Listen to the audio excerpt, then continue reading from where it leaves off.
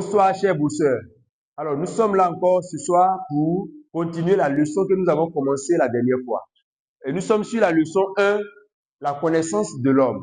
Et la dernière fois, nous avons montré avec les rationalistes que la conscience définit essentiellement l'homme.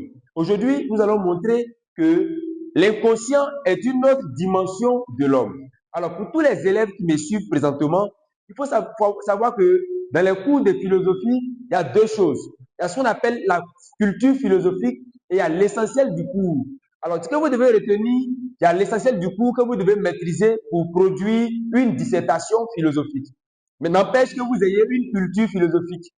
Ici, nous allons parler dans un premier temps des limites de la conscience. Pourquoi? Parce que justement, selon Freud, c'est parce que la conscience a des limites que l'inconscient est légitime. Freud le dit dans son ouvrage Métapsychologie.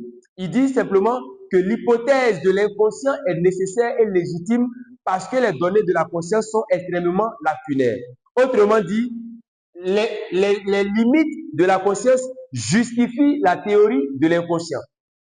Parlant des limites de la conscience, les philosophes du soupçon, notamment Karl Marx, Nietzsche et Freud, vont montrer que ce n'est pas la conscience qui caractérise l'homme. Karl Marx, par exemple, estime que c'est le milieu social et l'éducation qui confèrent à l'homme sa manière de penser. Pour Nietzsche, la conscience est épiphénomène, c'est-à-dire c'est une réalité de moindre valeur qui se manifeste tardivement dans la vie de l'homme. Nietzsche valorise plutôt le corps et les désirs. Et pour finir, Freud va nous montrer la structure du psychisme humain.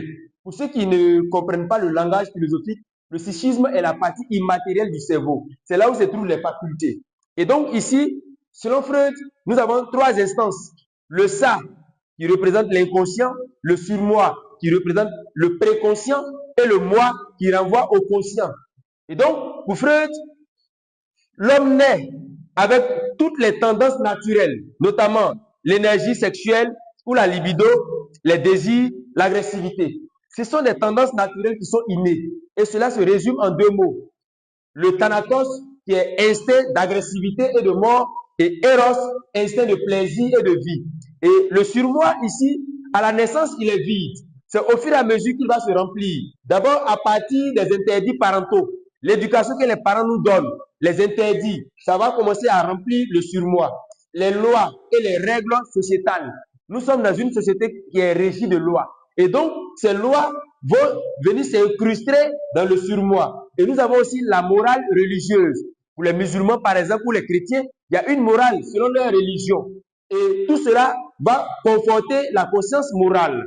Et plus tard, le moi maintenant, c'est la partie où l'homme devient conscient.